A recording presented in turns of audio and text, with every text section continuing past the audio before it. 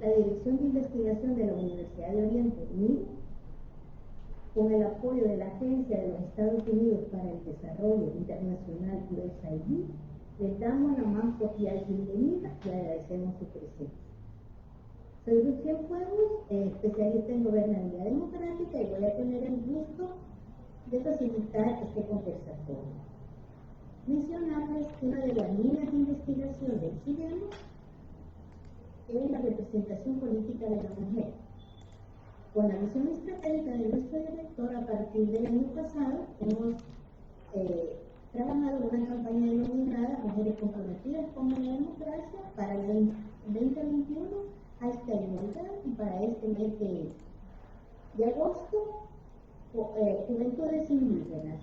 Esto con el objetivo de conmemorar las fechas que se celebran para el mes de agosto, que son las juventudes y las poblaciones indígenas. Siempre queda la duda si realmente los gobernantes a lo largo de América Latina están dando respuesta con sus políticas públicas sobre la realidad de los pueblos indígenas, especialmente el joven.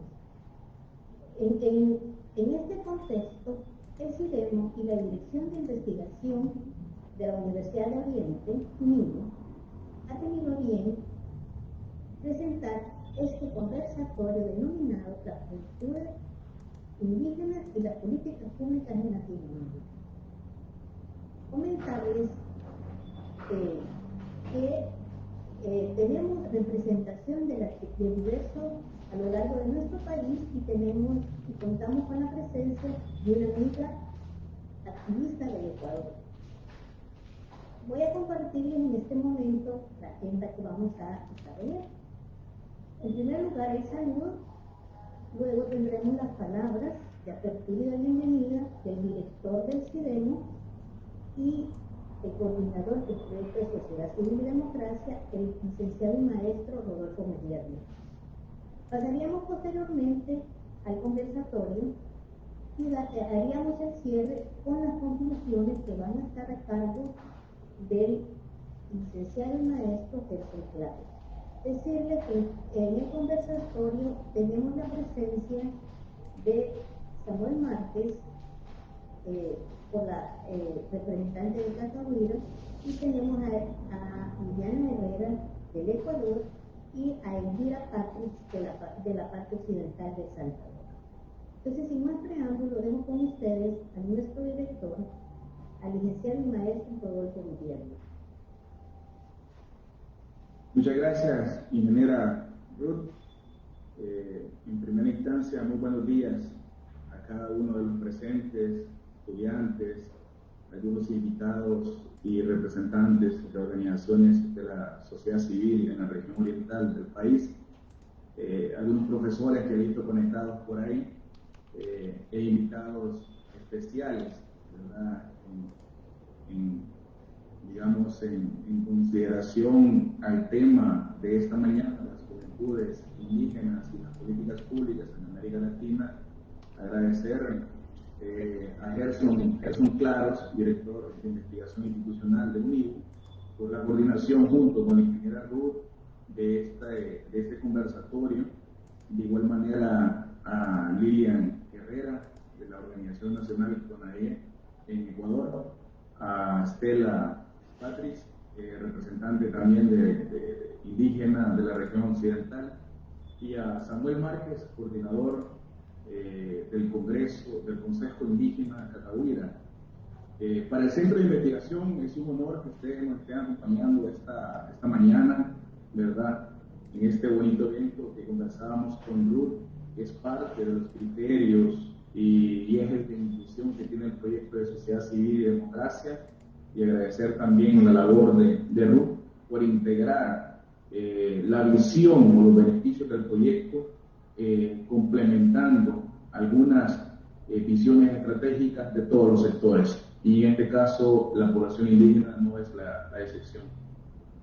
Para los que no saben, uno de los objetivos de CIDEMO y de relevancia generacional del Centro de Investigación para la Democracia es promover e impulsar la formación ciudadana en temas de gobernabilidad, democrática en El Salvador a través de ese análisis de la educación y la discusión y generar esa incidencia para la sociedad civil que pueda conocer sus derechos, que pueda monitorear el trabajo del Estado en los temas del país y por ende el tema de las políticas públicas centradas en la población indígena no es la excepción para el centro de investigación. Agradecer nuevamente la presencia de los invitados especiales.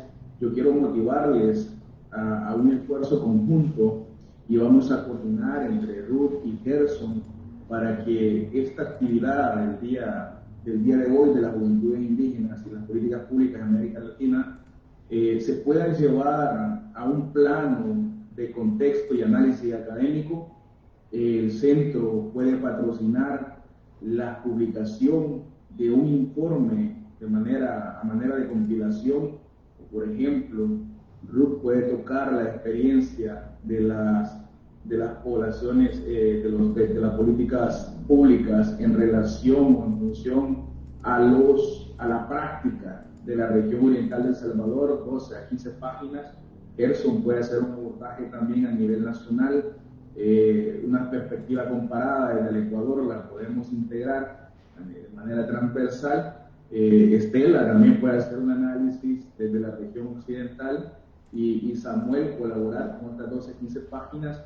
Inclusive yo puedo hacer un análisis de la parte jurídico-legislativo y plasmarla en un documento de integración y vinculación entre ambas unidades de investigación de la Universidad de Oriente para poder dejar un legado en este tema de políticas públicas vinculadas a la población indígena, que tiene relevancia inclusive para la cooperación internacional, pero que se necesita hacer un levantamiento de información y sistematización a nivel de región oriental, pero que tenga un alcance a nivel nacional y con una visión integradora desde el Ecuador de manera transversal. Lo dejo en el plano para que podamos continuar en este esfuerzo académico y no dejarlo en una conferencia magistral, en una masterclass que vamos a tener esta mañana y luego podemos seguir conversando después. Esta iniciativa es parte de la coordinación que ejerce Ruth en la línea de representación política de la mujer y que ha venido desempeñando muy excelentemente. Es así que no me queda más que agradecer su presencia nuevamente e invitar a todos los jóvenes que son los protagonistas especiales para que puedan ser parte de este proceso de adquisición de conocimientos en temas de políticas públicas vinculadas con la población indígena y que de una u otra manera es parte también del proceso de formación integral que ofrece la Universidad de Oriente para que sean conocedores de la realidad nacional, del contexto sociopolítico actual y además también que uno de los ejes transversales del proyecto es la inclusión y no exclusión de todos los sectores. Y en este caso estamos haciendo un esfuerzo por hacer esa promoción de la concientización ciudadana enfocada al conocimiento acumulado con unas perspectivas este día a nivel de Latinoamérica. Siempre me gusta recordarle a todos los jóvenes que están presentes, algunos representantes de la sociedad civil, los profesores, invitarlos a que podamos abrir la mente, como expresaba Albert Einstein, porque la mente es como ese paracaídas que si solo funciona al abrirse, pues esa es la manera de adquirir mejor conocimiento, pero si estamos esperando la conferencia magistral y no abrimos la mente, pues el conocimiento pasará de un lado. Agradecerles nuevamente desde el Centro de Investigación para la Democracia, desearles el mejor de los éxitos y no dudo de la calidad y relevancia y a la vez importancia que pueda tener este evento académico. Adelante, Ruth. Muchas gracias, licenciado y maestro. Continuaríamos entonces con el conversatorio, ¿verdad? El método que vamos a utilizar es a través de unas preguntas generadoras y para eso tenemos pues 3 ponentes, ¿verdad?, que nos van a compartir su perspectiva sobre la realidad que están viviendo las juventudes en relación a las políticas públicas. Pero antes que nada quiero yo compartir y presentar a los participantes al conversatorio. En primer lugar, tenemos a Liliana Tamara Herrera Andrade del Ecuador, ¿verdad? Ella tiene experiencia trabajando con organismos nacionales e internacionales. Pertenece a la organización de segunda base, la Unión de Organizaciones Campesinas del Norte de Cotopaxi, CANC, a la Organización Provincial Movimiento Indígena y Campesina de Cotopaxi, MIC, a la Confederación de los Pueblos de Nacionalidad Chua del Ecuador, Ecuadunari, y a la Confederación de Nacionalidades Indígenas del Ecuador, CONAAI. Ella también ha participado en diferentes eventos nacionales e internacionales sobre los temas que abordan los pueblos indígenas. También va a estar con nosotros Elvira, que ya se conectó, ¿verdad? Estela Elvira Patriz. Ella es del occidente, vive en el occidente del país, es la representación del occidente de El Salvador. Ella tiene 4 años de trabajar como maestra en diferentes grupos de cuna náhuatl, en escuelas, colegios y colectivos de la comunidad. Ha trabajado por 3 años como voluntaria de la directiva de la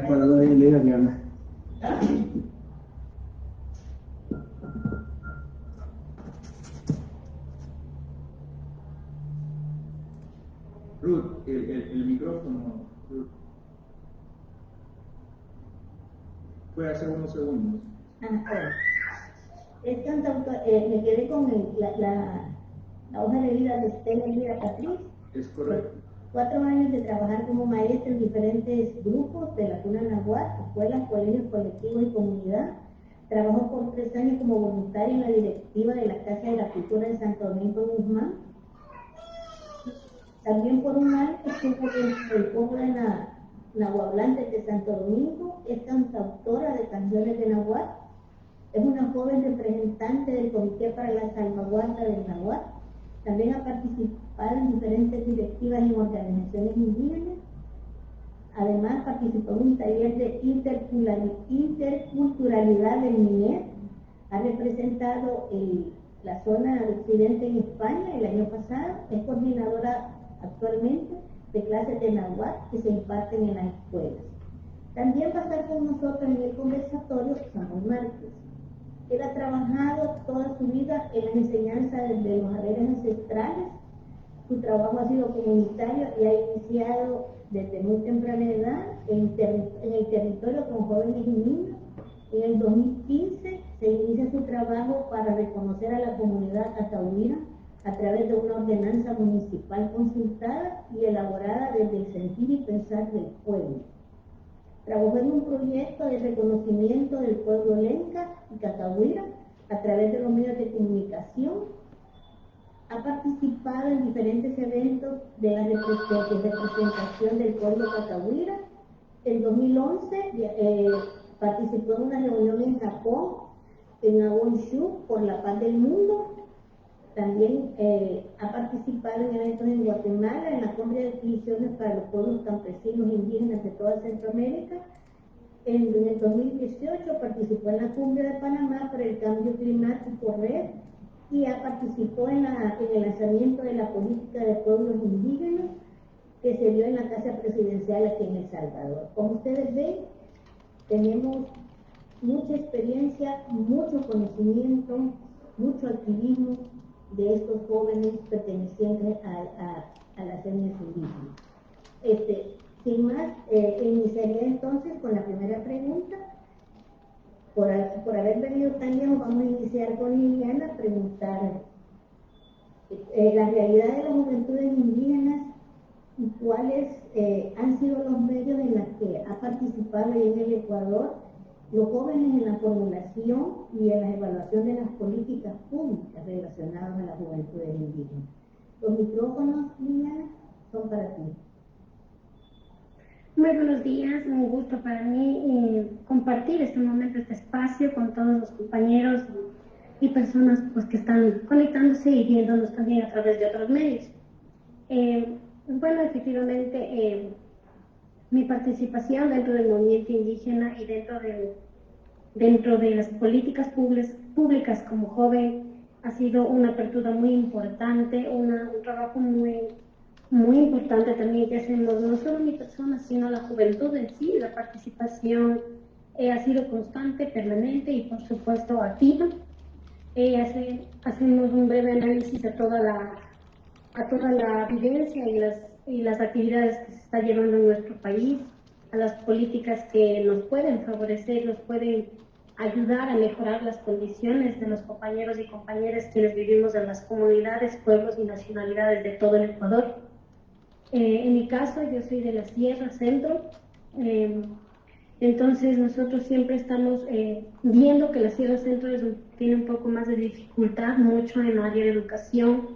Ha sido una lucha constante en la redistribución de tierras, en la área de las agrícolas, en el trabajo agropecuario, ganadero, que siempre vemos que las políticas que se desarrollan en nuestro país pues siempre de alguna manera afectan a este sector, no dejando de lado también que al sector de la costa, al pueblo de la costa también afecta en el sector pesquero muchísimo, a las comunidades indígenas de la Amazonía que están centradas especialmente en la explotación minera.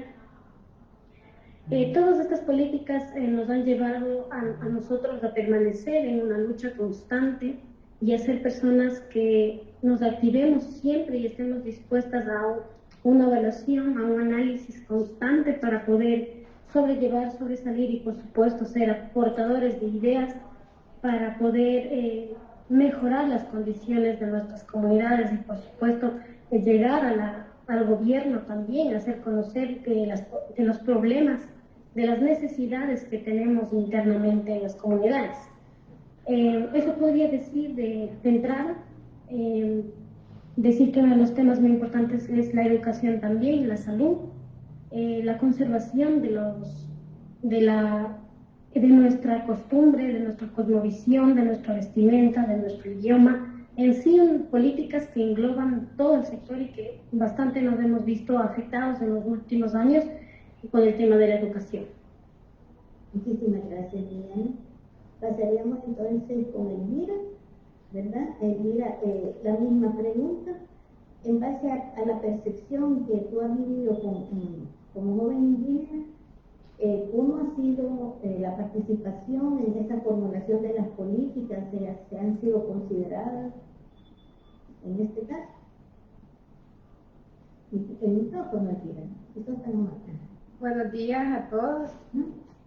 Bueno, decirles que pues realmente no se ve mucho movimiento de la juventud, ¿verdad? Aquí por Occidente, la verdad es que necesitamos política, ¿verdad? Que nos ayuden, que nos den más esos ánimos de seguir trabajando. Realmente yo he estado trabajando un poco en mi comunidad. De políticas no sé mucho, lo único que sé pues que necesitamos más apoyos, ¿verdad? Ya que lamentablemente en la mayoría de zonas indígenas pues no contamos con todas las herramientas necesarias para poder dar a conocer, por ejemplo, talleres o que se nos puedan enseñar más herramientas para empoderarnos como personas indígenas, ¿verdad? Así que lo único que puedo decir yo, pues, que necesitamos más apoyo para poder seguir trabajando, ¿verdad?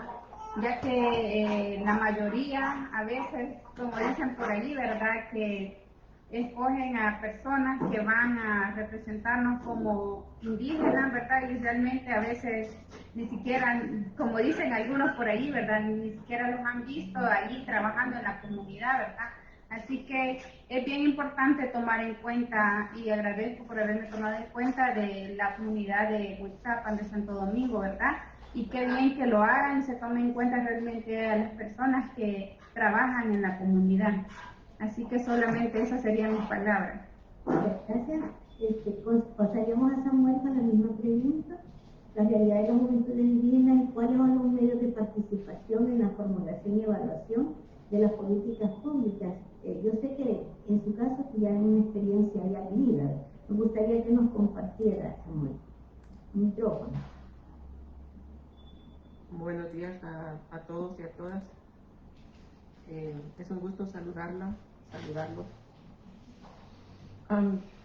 Yo creo que en El Salvador estamos lejos de tener los jóvenes de las comunidades tener una participación directa, porque la metodología casi siempre en El Salvador es: yo escojo a mi amigo, el amigo de mi amigo, y él viene a hablar por los de las comunidades, como decía Elvira por ahí.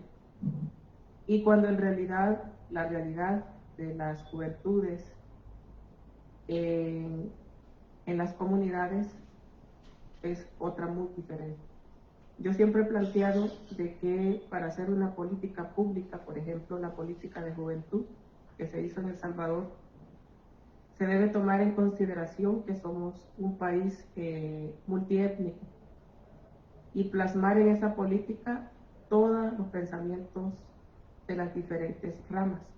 No solo plasmar porque es juventud y ahí va, sino que tenemos que plantear, y yo pensaría de que la juventud en El Salvador debemos encaminarnos a que esta política sea nuevamente estudiada para que sean incluidos los 4 pueblos que están todavía existiendo en El Salvador, que es el pueblo Mayatleca, el pueblo Cacahuira, el pueblo Nahuapipil y alguno que otro del pueblo Chortí, allá por Chalatenango.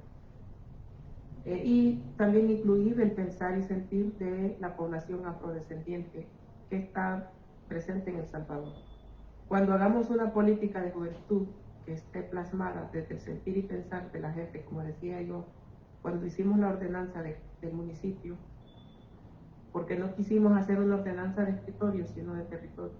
Entonces, una política tiene que ser de territorio, para que se incluya el sentir y pensar de todos. Y fue así como caminamos, y es así como hemos caminado, al menos en el pueblo, en Cacaopera, sí hay varios jóvenes que trabajan en pro de afianzar los conocimientos, la cosmovisión, la espiritualidad del pueblo cacahuira. Y pues yo creo que hoy en este espacio nos vamos a dar cuenta de que falta mucho que hacer por este país, por la juventud. Y si hablamos de Latinoamérica, estamos un poquito difícil hablar de todo el abandono que se ha dado por años desde los gobiernos y desde aquellos llamados líderes que nunca han hecho nada por sus pueblos. Bueno, muchísimas gracias, Samuel.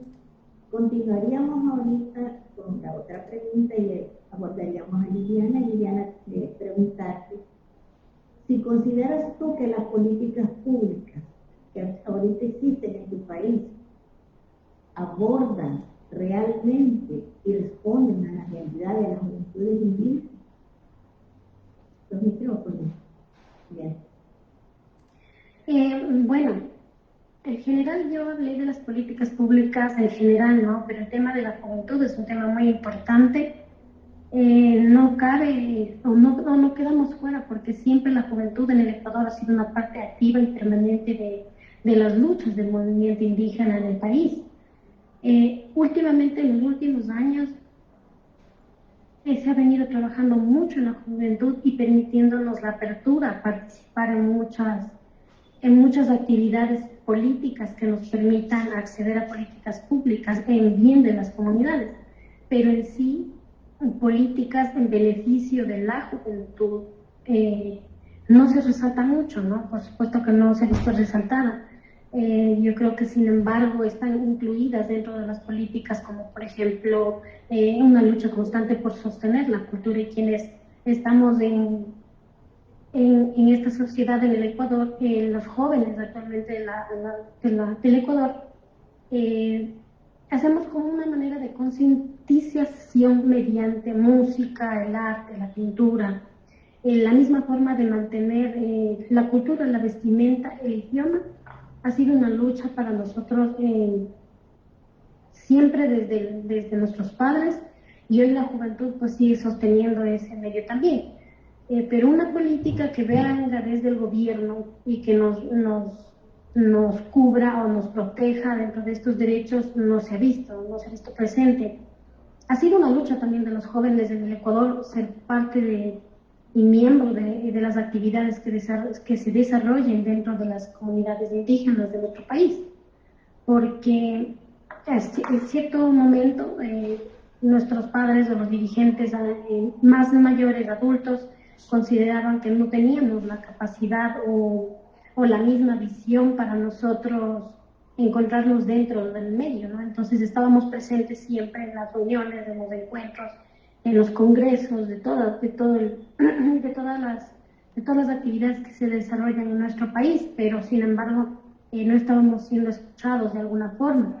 A medida del tiempo, como les digo, en nuestro país hemos buscado las formas y la manera de poder estar también presentes como hoy en día. Entonces, en nuestro país yo creo que de alguna forma estamos siendo escuchados, pero dentro de nuestras comunidades. Por supuesto que, como explico, en el país el gobierno no tiene una política que nos garantice protegernos o permitirnos alzar la voz y ser escuchados de alguna forma con nuestros propios inconvenientes, problemas o vacíos que tienen. Y sobre todo engloba muchas cosas. Entonces, nosotros en el sector de la juventud nos vemos muy afectados en el tema de la educación, por ejemplo. Entonces, la manera de persistir, insistir e insistir, hoy en día se busca cambiar las políticas referente a la educación en el Ecuador, sobre todo universitario, y rescatar, por supuesto, la educación bilingüe que se nos ha ido tachando, se nos ha ido borrando, se nos ha ido minimizando de alguna forma en el país. Entonces, nosotros lo que pretendemos es rescatar la educación, porque está opacado y lo que queremos dentro de la educación es que nos garanticen y que promuevan la multicultura y sostener nuestra lengua en especial. Es un tema muy importante que la juventud de alguna forma se hizo escuchar, no directamente como juventud, pero sí ahora nos permitirán, esperemos que nos garanticen una política que nos garantice eso, y dentro de la educación pues sostener, como les digo, muchas cosas más, incluso la salud. Muchísimas gracias, Elvira. Vamos a hacer la misma pregunta de Elvira. Elvira, el micrófono, ¿considera que las políticas en El Salvador abordan y responden a la realidad de la juventud indígena? El micrófono, Elvira.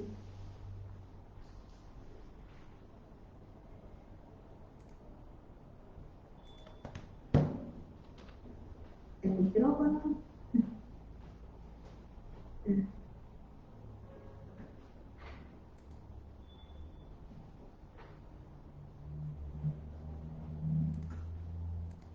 Sí, creo que usted no me permitía que activara mi micrófono. Bueno, conforme las políticas para la juventud, ¿verdad? Pues para la juventud, ¿Cree que responden a la realidad de la juventud? Nosotros están diseñados, sí, yo creo que no responden a lo que se necesita en las comunidades indígenas, ¿verdad? Porque, por ejemplo, en mi pueblo, ¿verdad? Que como que es más fuerte lo del idioma que se trata de rescatar, ya que mi pueblo es el único pueblito donde hay más nahuablantes, ¿verdad? Se quisiese mucho apoyo para que la juventud pues, pueda ser empapada, pero sí, ahorita lamentablemente pues no hay, por ejemplo en la escuela solo hay hasta a los niños más pequeñitos que se les enseña el idioma y a los demás grandes ya no, o sea jóvenes ya no, ¿verdad? Entonces cada quien tiene que ver si le interesa, ¿verdad? Creo que por falta también de desconocen de nuestra identidad o no les interesa, ¿verdad? Entonces yo creo que se debería de hacer algo más por la juventud. Nosotros tenemos ese privilegio de vivir en Santo Domingo, ¿verdad? Y muchas personas me han dicho que pues fueran muy felices vivir en mi pueblo donde tenemos esa reliquia de tener nahuablantes, pero sin embargo como que faltan herramientas para que nosotros como jóvenes o los demás jóvenes puedan conocer, ¿verdad? Y puedan aprender el idioma y puedan, como decía allí la compañera, ¿verdad? puedan empaparse y sentirse orgullosos, conocer toda nuestra identidad y nuestra cultura, porque eso es muy importante para que uno pueda transmitir a otros, ¿verdad?, ese conocimiento de que nuestros abuelos nos han dejado. Pasaríamos entonces a Samuel, considera que las políticas en este caso de El Salvador abordan y responden a la realidad de la juventud indígena. Pues la verdad no, la verdad que no responden a las juventudes. Para poner un ejemplo, y hablando de la zona oriental, donde estamos dos pueblos, el Lenca y el pueblo Cacahuira, hay un problema bien palpable y que siempre he dicho no se le ha puesto atención. Dentro de las políticas, si vamos a hablar políticas nacionales, está la política de la mujer.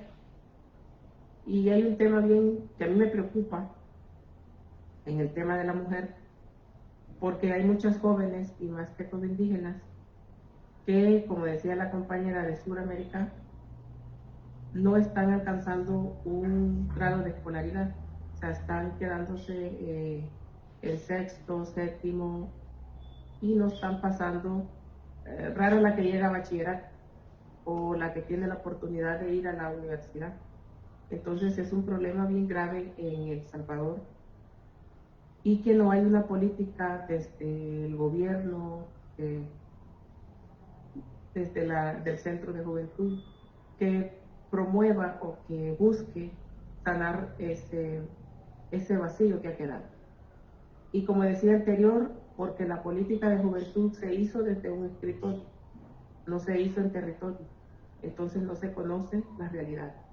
Como decía Elvira, si nos van a representar y si llegó alguna mujer indígena a representarnos, no la estamos menospreciando, pero quizás llegó y dijo que todas las mujeres estudian, todas las niñas son bachilleros, y cuando en la realidad aquí en el campo es que hay muchas jóvenes, e incluso hay en adolescentes indígenas, que hasta hemos estado trabajando bastante para poder quitar ese patrón que había muchas jóvenes indígenas saliendo embarazadas adolescentes. Entonces, y es un problema pues que las políticas no las están abordando. Muchísimas gracias, Samuel. Regresamos nuevamente a Ecuador. Liliana, ¿qué recomendarías desde tu trinchera para que los jóvenes realmente sean considerados dentro de esas políticas? Bueno, yo desde mi país, desde el Ecuador, puedo establecer, yo sugiero a los gobiernos de los diferentes países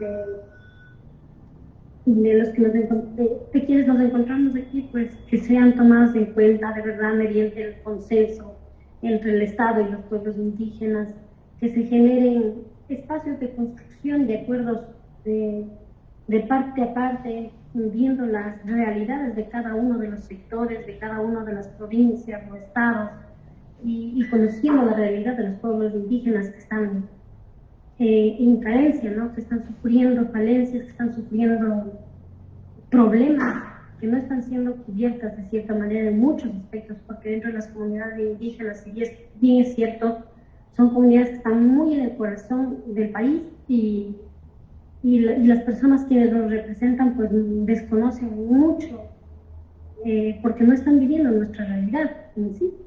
Entonces sugiero que se permitan superar el nivel de exclusión, que se permitan abrir caminos hacia la equidad, una igualdad social frente a los derechos colectivos de los pueblos indígenas, que se defienda y se cuide la cultura, y de alguna forma pues se pueda garantizar los derechos de cada uno de los seres humanos dentro de nuestros países. También se pueda garantizar la defensa de las mujeres dentro de las comunidades indígenas, porque no sé si solo es en mi país, pero hay mucha violencia hacia la mujer en diferentes aspectos. Entonces deberían garantizar también esos derechos dentro de los pueblos indígenas, la violencia hacia las mujeres. Debería haber políticas públicas enfocadas en defensa a la violencia de la mujer, políticas públicas en defensa y garantizar los derechos, territorios de los pueblos indígenas, en defensa y cuidado de los mismos. Debe haber políticas públicas que generen el cuidado y las tradiciones, la cosmovisión, la lengua, la vestimenta, como decía yo, que es muy importante rescatar, porque eso es propio, autónomo de nuestros países, y que eso debería sobresaltar dentro de cada uno de nuestros países para, de alguna forma, incluso ser medios de turismo y muchos aspectos que abren dentro de los medios. Entonces, en la salud, incluso que se nos permitan generar políticas públicas que nos garanticen a los pueblos indígenas mantener la importancia de la medicina tradicional en las diferentes áreas, por supuesto, sin dejar al lado la medicina, que ahora también es muy importante, pero que nos permitan también rescatar y resaltar la medicina tradicional. Igual yo hablaría de la justicia también, que se nos permita seguir defendiendo nuestros propios derechos dentro de las, en algunos momentos o en algunos espacios, juzgar nuestros delitos dentro de nuestras comunidades y que no sean juzgados fuera, porque la verdad no existe justicia para el pobre, se podría decir. Entonces que podamos llevar nuestros propios derechos consuetudinarios dentro de nuestras comunidades, ¿no? De defender nuestra figura como justicia indígena.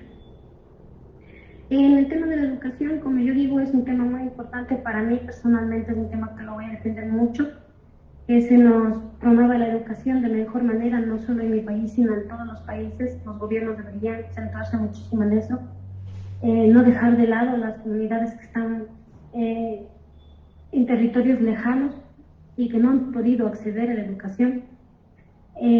También reconocer el territorio donde estamos sentados, donde estamos ubicados de cierta manera, en los derechos y el reconocimiento en la Constitución de la misma manera. En sí, la falta de las políticas públicas para proteger al sector laboral en el sector indígena también y en todo el país. En mi caso y en el caso del resto de países creo que es un problema también. Entonces, la recomendación es que no podemos dejar todas estas áreas de manera inconclusa, de manera vacía. La juventud siempre será una ala más para que las comunidades pues siempre se mantengan fortalecidas, y tomando en cuenta que nosotros, nuestros hijos serán el futuro, de sostener esta lucha para defender y que nos garanticen los derechos que como pueblos, nacionalidades de cada uno de nuestros países pues nos merecemos ser reconocidos, merecen también la protección y el cumplimiento del Estado, de las organizaciones, de los medios que nos permitan garantizar de alguna forma sostenernos dentro de las comunidades, que no permita la inmigración a los otros países. Y la juventud pues siempre será un eje principal, y invito a mis compañeros que hoy puedo conocer que no se debiliten, más bien que sean una fuente muy importante y una guía para el resto de la juventud que está detrás de nosotros, para poder sostener todos estos problemas que acechan en cada uno de nuestros países. Muchísimas gracias, Miriam. Me gustaría conocer, Elvira, las recomendaciones ¿qué haría sobre eso? Elvira, micrófono. Pues ahorita por el momento hay un poquito de ruido, no sé si me logran escuchar. Sí. Pues, ¿me puedes repetir la pregunta? ¿Qué recomendarías para en relación a las políticas públicas? ¿Qué recomendación le haría?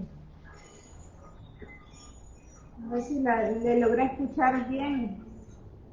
La recomendación. Bueno, creo que nuestra compañera ha hablado muy bien de las recomendaciones, ¿verdad? Sí, tomar en cuenta todas las personas, ¿verdad? Para hacer eso, ya sean niños, jóvenes, adultos, abuelos. Bueno, en el caso de aquí, ¿verdad? principalmente también los abuelos nahuablantes, ¿verdad? Ya que ellos son, como les decía, pues son una reliquia y ahorita se está por allí pidiendo un apoyo para ellos, ya que ahorita ellos son los maestros, ¿verdad? Que dan el náhuatl. Lamentablemente, pues hay muy pocos, ¿verdad? Entonces, algo que promueva, que ayude, que beneficie a los nahuablantes, abuelos nahuablantes, a los jóvenes, como la educación, como decía, ¿verdad? La educación es muy importante, ya que cuando no todos tienen o tenemos esa oportunidad, ¿verdad?, de llegar y ir a la escuela, a la universidad y poder servir más a nuestra comunidad. Entonces, que la mayoría o que todos tuviéramos esa oportunidad. Los pueblos indígenas casi mayormente siempre son los que tienen menos posibilidades, acceso a la educación, ¿verdad?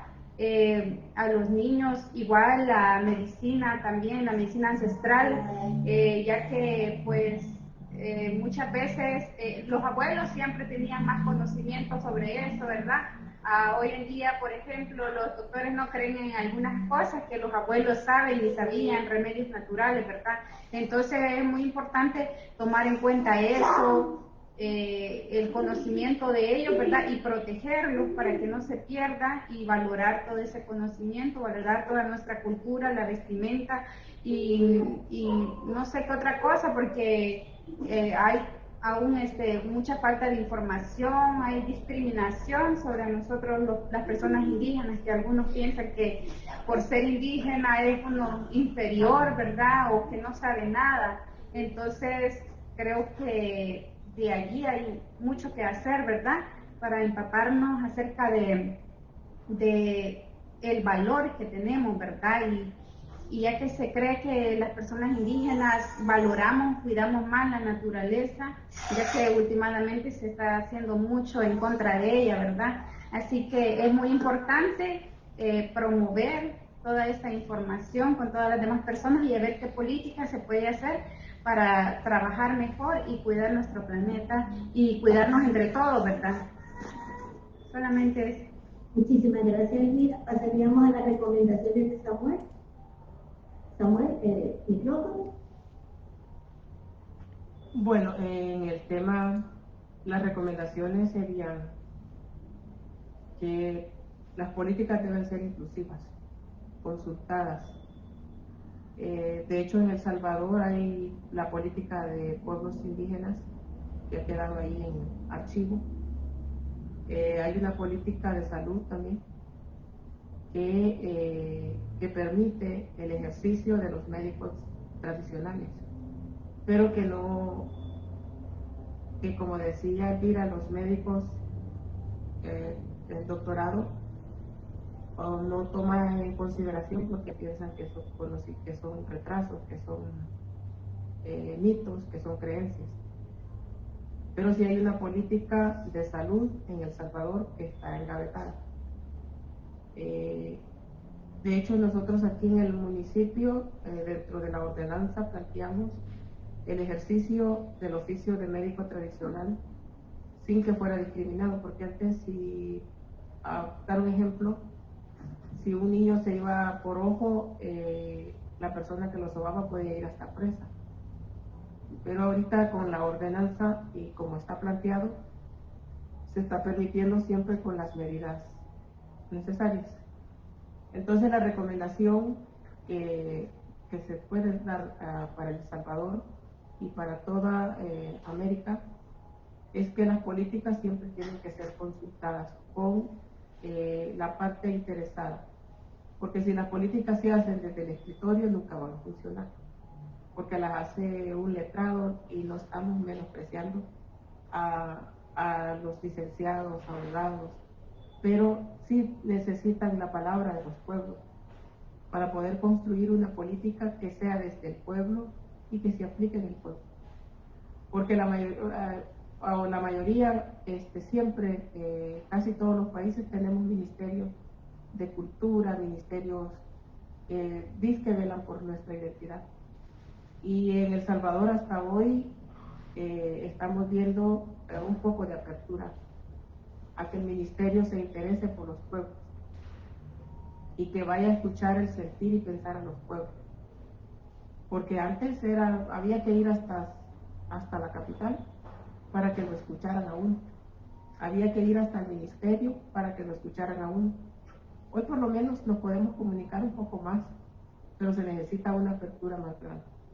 Y se necesita, como decía Elvira, que los jóvenes sean incluidos en las conversaciones, porque entonces no podemos hacer una política de juventud si no tenemos a todas las representaciones. Muchísimas gracias, Amar. Ha sido enriquecedor para todos los participantes, los saberes que ustedes nos han compartido. Muchísimas gracias por sus palabras. Y ya para cerrar, vamos a pedir al licenciado y maestro Jesús Claro contarle un poquito de quién es el licenciado y maestro Claro. Él es sociólogo de la Universidad de Salvador y maestro en investigación en antropología de la Facultad Latinoamericana de Ciencias Sociales, PLACO, precisamente en sede de Ecuador. Ha sido asistente de investigación en estudios de El Salvador, en el Departamento Ecuménico de Investigación en Costa Rica, el PLACO Ecuador.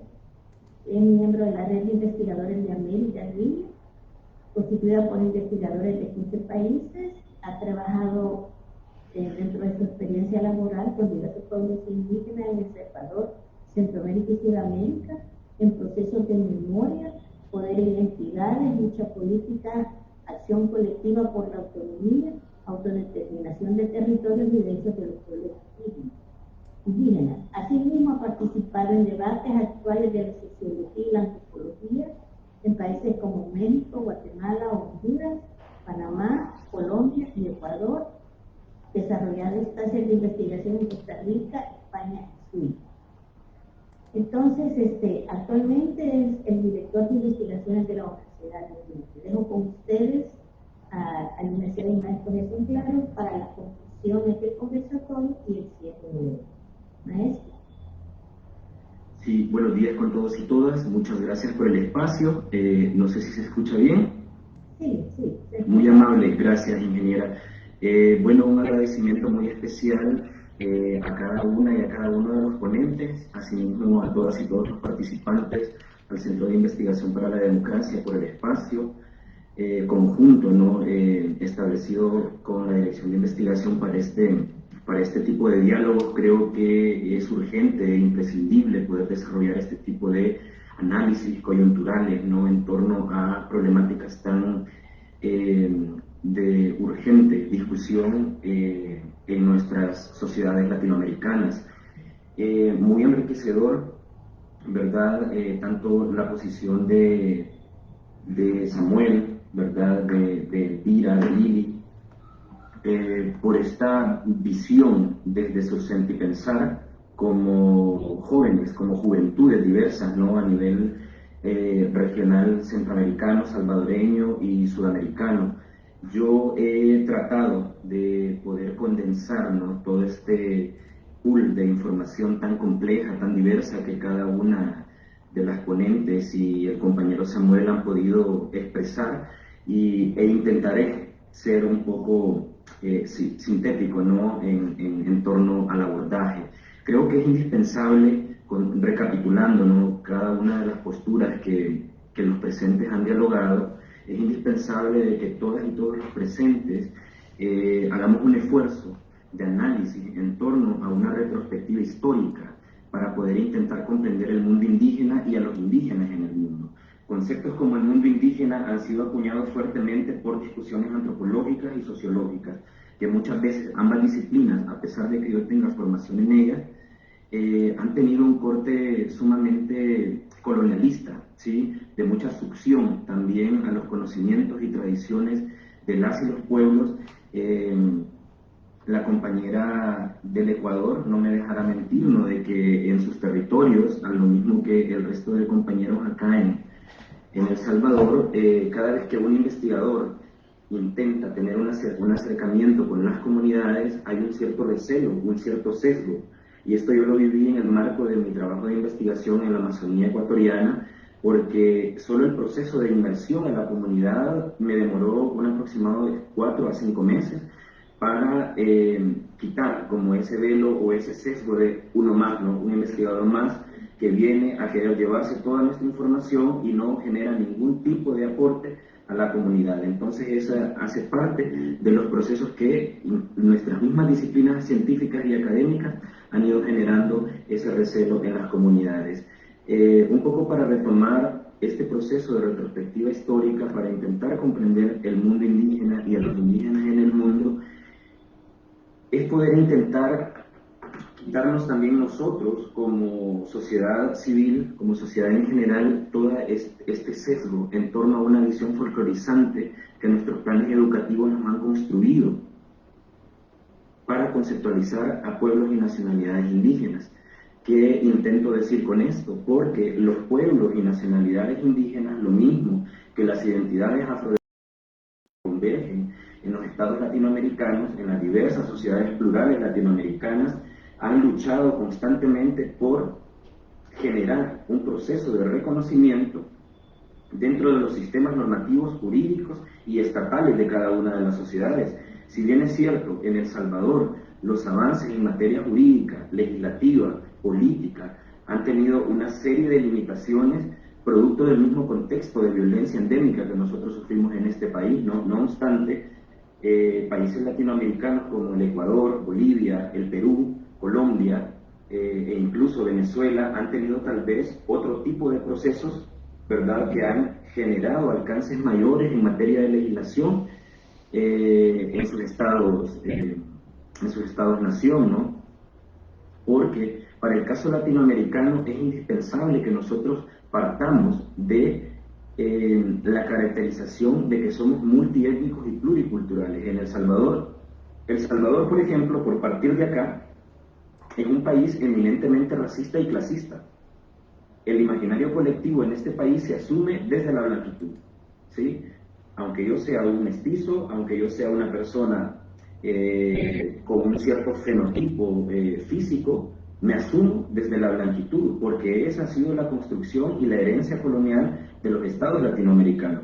He tenido la oportunidad de vivir en algunos países de Centroamérica, ¿no?, y en Sudamérica, y es prácticamente lo mismo. Y muchas veces nuestras propias identidades indígenas e interculturales somos los que asumimos el racismo como bandera de lucha, invisibilizando a nuestros semejantes y cooptando espacios o limitando espacios para la participación política y democrática, ¿no? Entonces, por ahí dentro de los comentarios de la sesión de Zoom, veía, ¿no?, que uno de los participantes del foro hacía un comentario, ¿no?, haciendo alusión a que El Salvador es un país con tintes raciales y racistas, perdón, y eso es un síndrome que atañe a todas las sociedades latinoamericanas, ¿no?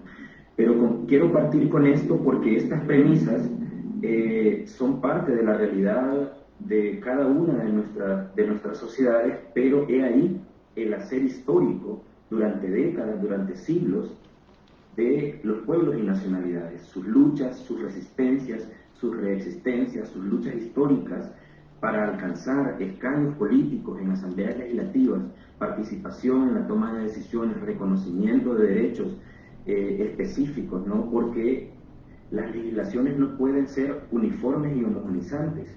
Somos sociedades distintas que tenemos prácticas políticas, culturales, identitarias totalmente distintas.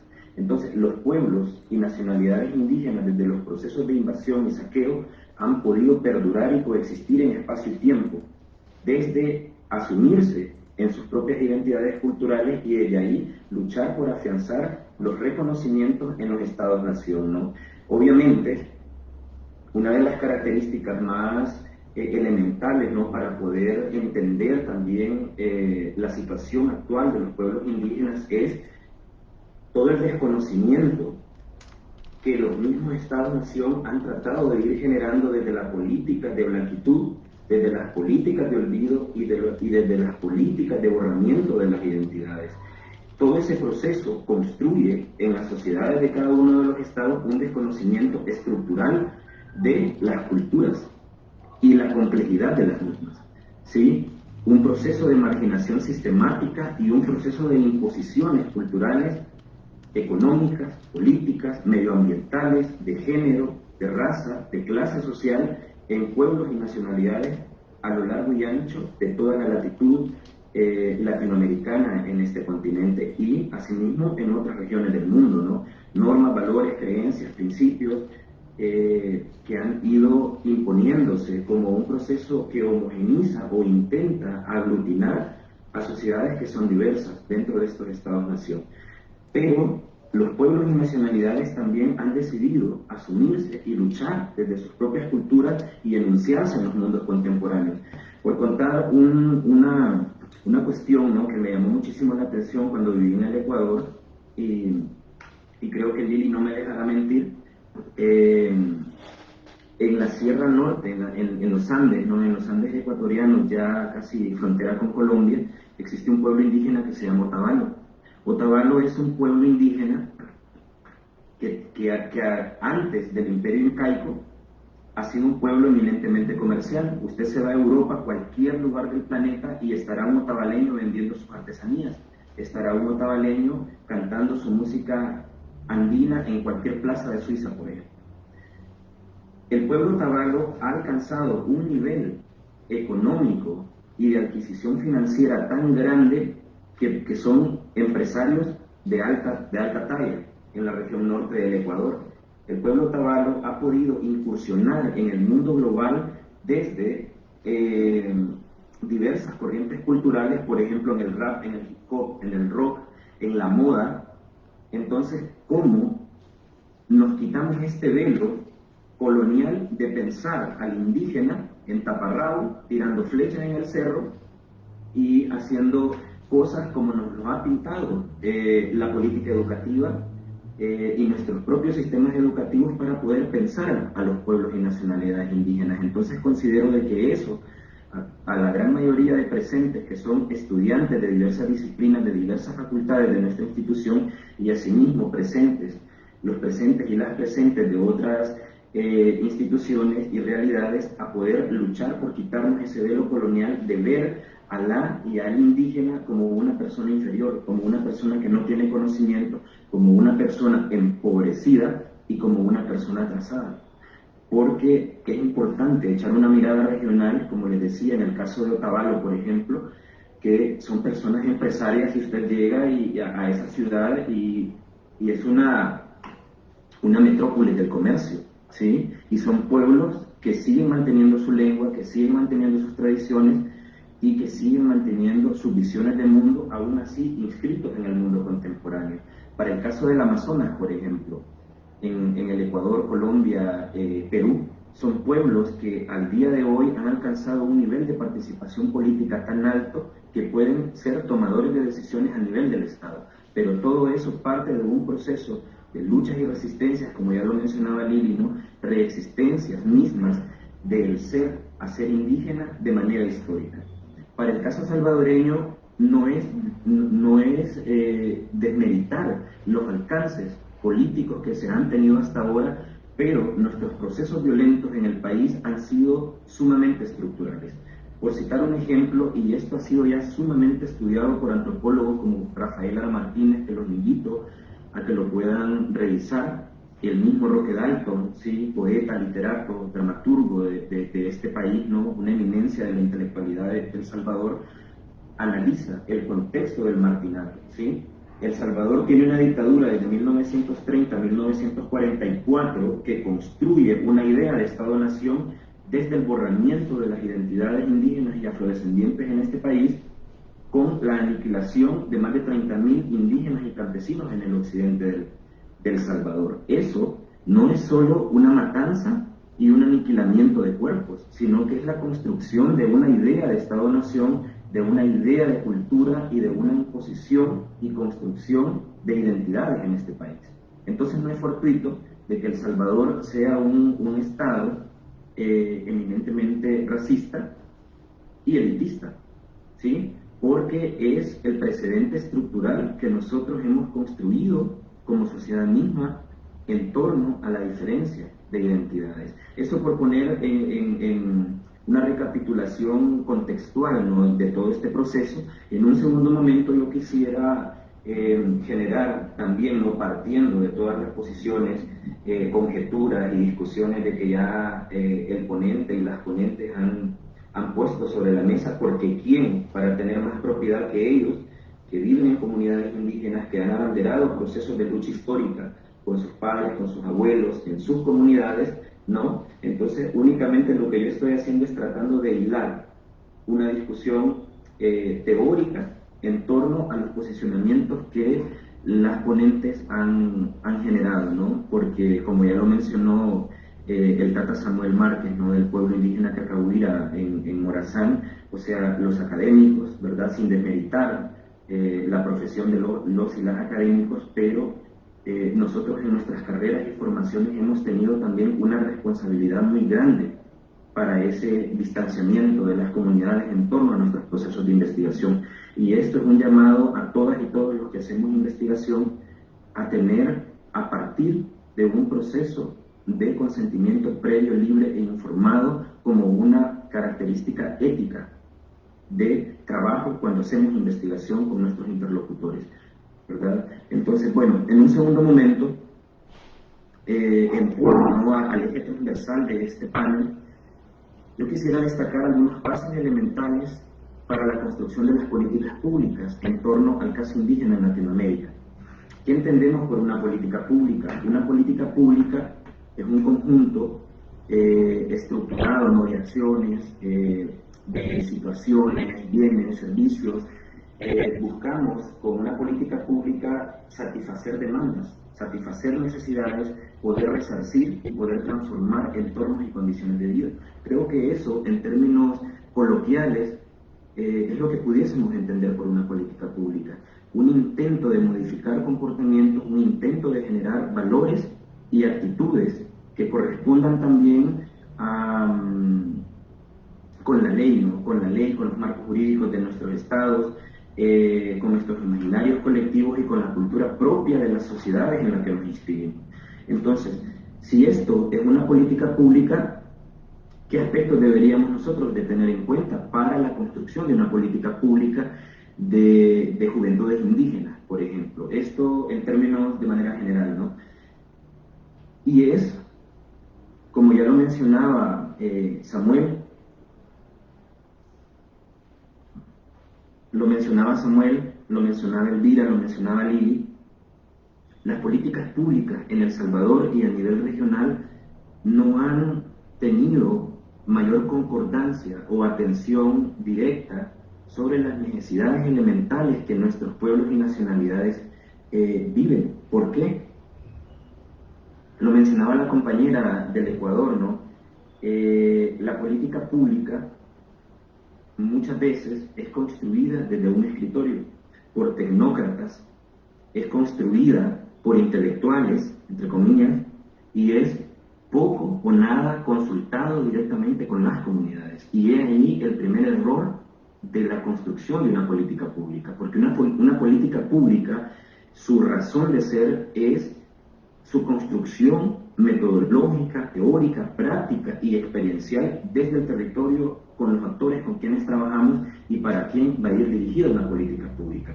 Para el caso salvadoreño, tenemos muchísimas limitantes en el aspecto jurídico de reconocimiento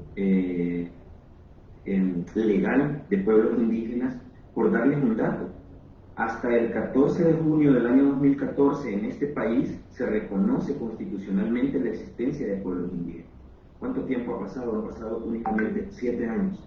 Y esa reforma a la Constitución de la República ha sido únicamente en un inciso de un artículo. ¿Qué nos deja?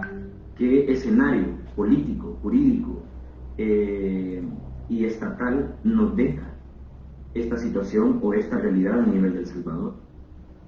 ¿Sí? Nos deja un escenario propicio para el desconocimiento, para el racismo, para la imposición de valores culturales ajenos a otro tipo de identidades en el país. Entonces, vuelvo a los aspectos elementales que hay que tomar en cuenta para la construcción de una política pública, y es eso, ¿no? El acercamiento permanente a las comunidades, el acercamiento permanente al diálogo, a la construcción de saberes colectivos, a establecimiento de metodologías propias de investigación y de participación política y ciudadana con las comunidades, ¿sí? A una construcción teórica propia de discutir los saberes y las realidades de las y los pueblos y nacionalidades a nivel latinoamericano, y especialmente un conocimiento situado, un conocimiento práctico y experiencial, que la gente pueda ir al territorio y entender por qué una piedra cualquiera que está ahí puesta para la mirada nuestra significa algo para el indígena, por qué el río tiene una capacidad de agencia para el indígena, por qué la naturaleza debe de ser un sujeto de derecho en el mundo indígena. ¿Sí? No sé si se entiende, pero es todo ese cúmulo de situaciones complejas es lo que deben de tomarse en cuenta para la construcción de políticas públicas que muy poco o nada se han construido a nivel regional latinoamericano en todo su conjunto, y especialmente destinadas a las juventudes diversas en Latinoamérica, ¿no? Entonces todas esas dimensiones propias de la interculturalidad, de la pluriculturalidad, de las indígenas en Latinoamérica son elementos indispensables para poder construir este tipo de procesos, ¿no? Construir una política pública desde el Estado también supone, ¿no?, un saber acumulativo, un saber desde la experiencia, una no improvisación en los análisis para poder construir este tipo de formulaciones, conocimientos, experiencias que deben impregnarse no solo en el aspecto intelectual de los tomadores de decisiones, cambios administrativos, territoriales y sociales de los estados y las sociedades donde nos inscribimos y donde se construye la política pública, superando así falsas premisas, ¿no? Como esta idea homogenizante de hacer política en nuestros estados, ¿no? Que por años han venido determinando la forma de actuar, la forma de construir, la forma de decretar tratados y de las identidades en nuestras sociedades. Y creo que las respuestas del Estado deben de ser pensadas y formuladas, si bien es cierto, en la lógica de indicadores, pero también en tiempo, espacio, situado.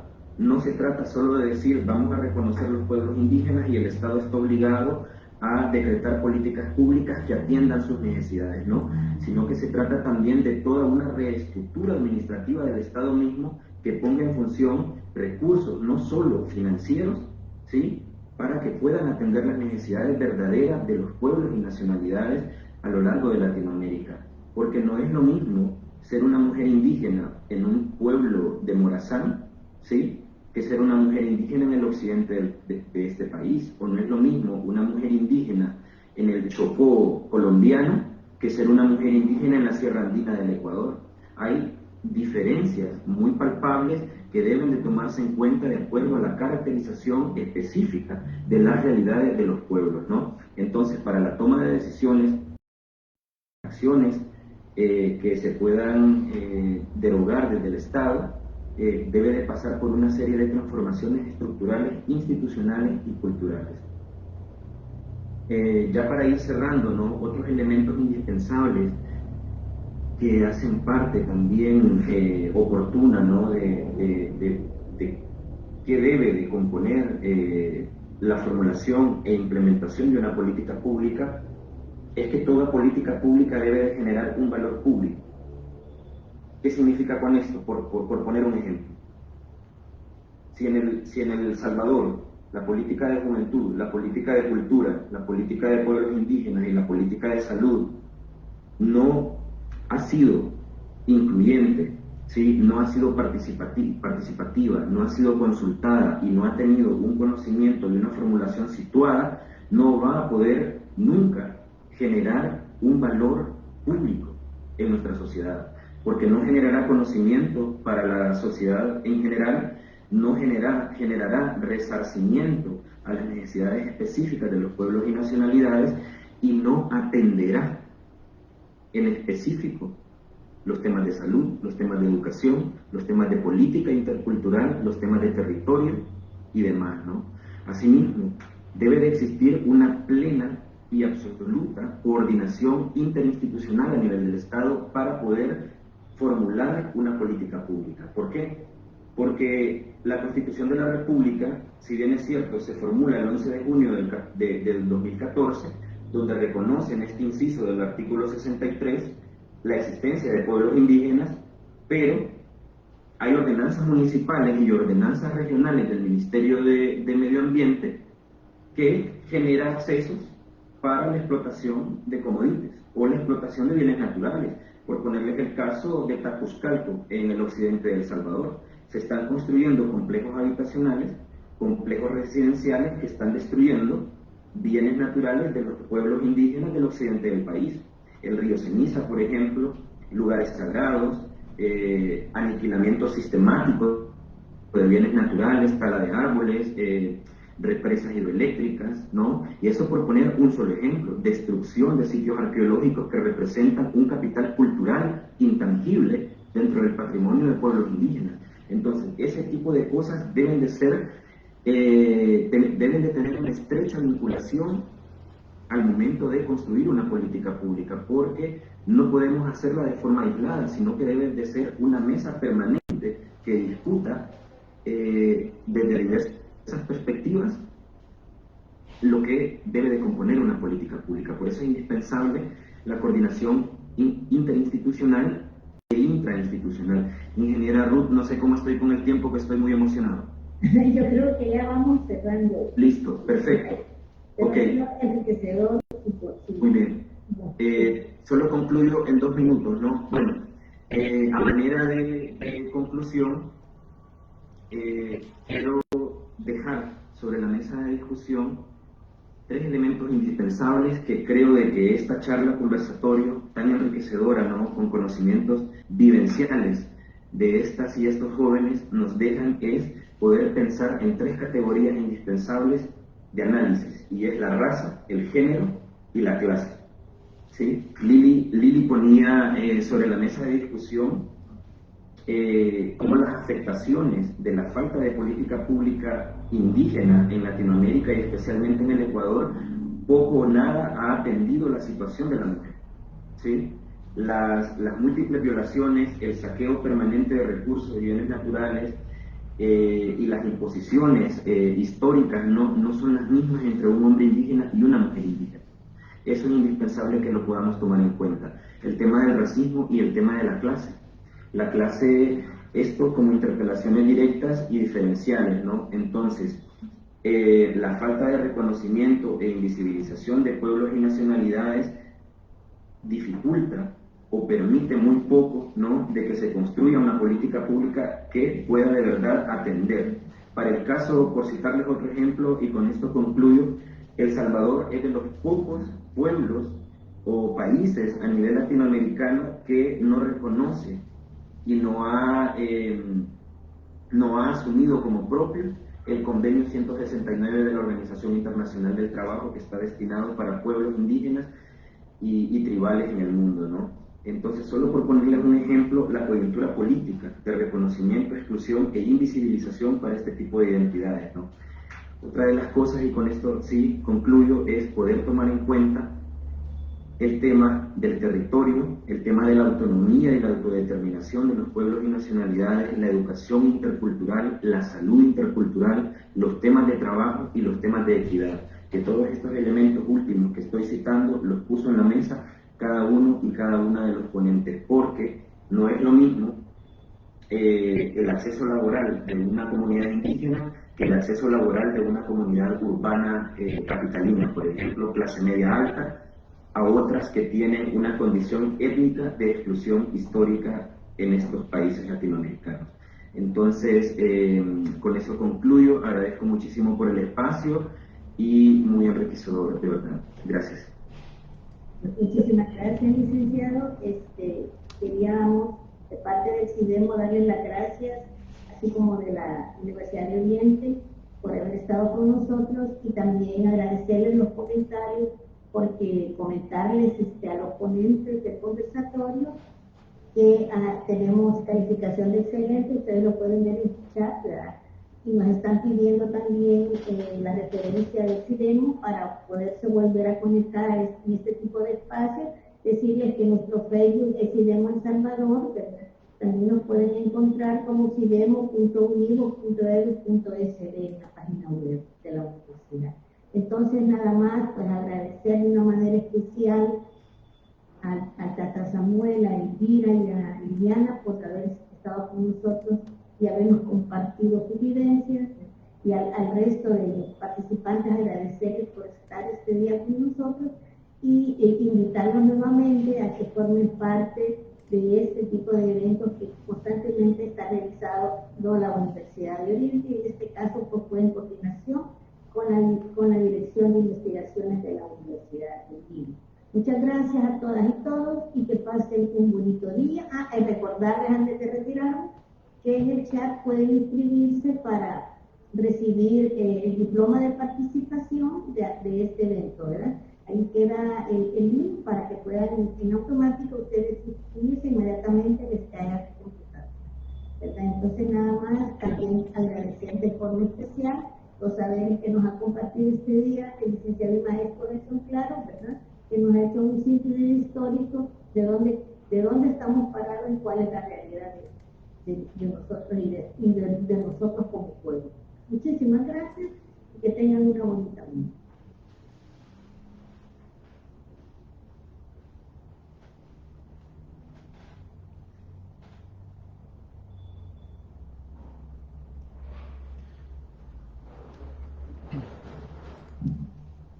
Muy buenos días y muchas gracias a todos los que nos acompañaron.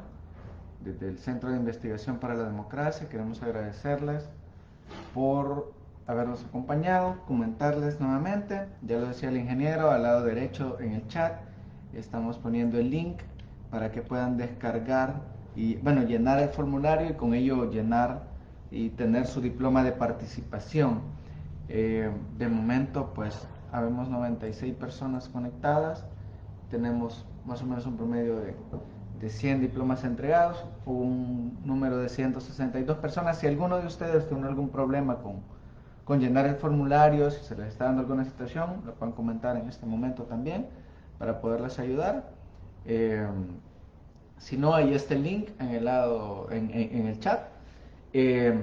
Favor llenar el formulario con los datos de cómo ustedes quieren que llegue el formulario, su nombre completo, y tener mucha atención en el correo electrónico para de esa manera asegurar que les llegue. Gracias a todos por acompañarnos en esta actividad. Recordarles que está en Facebook también para que puedan de esta manera recibir su diploma. Pasen el mejor de los días. Nos vemos en la próxima.